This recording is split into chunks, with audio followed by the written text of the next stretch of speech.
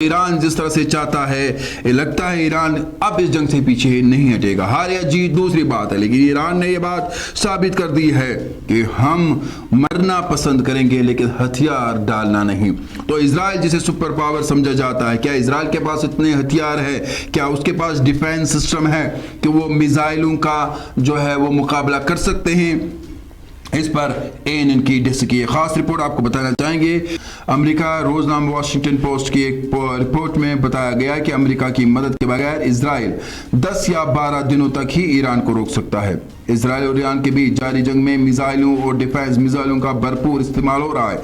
दोनों ही ममालिक एक दूसरे पर अब तक निस्फ दर्जन से ज्यादा मरतबा हमले कर चुके हैं और फिलहाल ये सिलसिला खत्म होता हुआ दिखाई नहीं दे रहा है। इसी दरमियान अमेरिकी रोजनामा वॉशिंगटन पोस्ट की एक रिपोर्ट ने इजरायली हामियों को फिक्र में मुब्तला कर दिया है।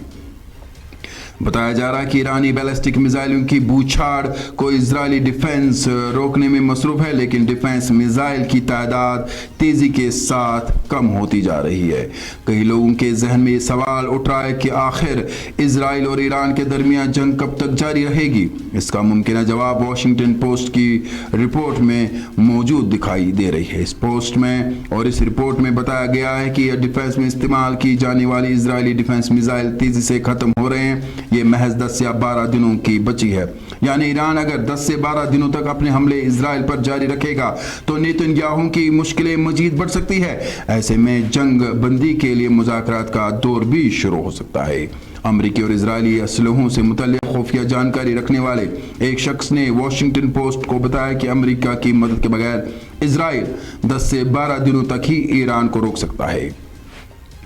उन्होंने ये भी मुतालबा किया कि इस हफ्ते के आखिर में इजरायली एयर डिफेंस सिर्फ मिसाइलों के एक छोटे तनासुब को ही रोक पाएगा, क्योंकि डिफेंस असलहों की रिस्ट्रिक्ट करने की ज़रूरत होगी।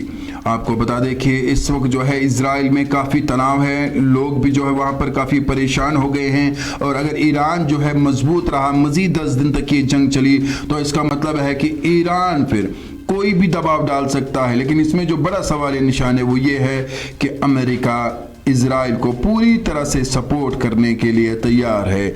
और इस सपोर्ट के बीच में आपको बता दें कि अगर इजराइल अकेले लड़ता है तो उसके बाद सिर्फ 10 दिन तक हथियार है। 10 दिन तक जो है वो अपने डिफेंस सिस्टम के जरिए ईरान के मिसाइलों का जो है जवाब दे सकता है। उसके बाद उसके पास कुछ भी नहीं बचेगा।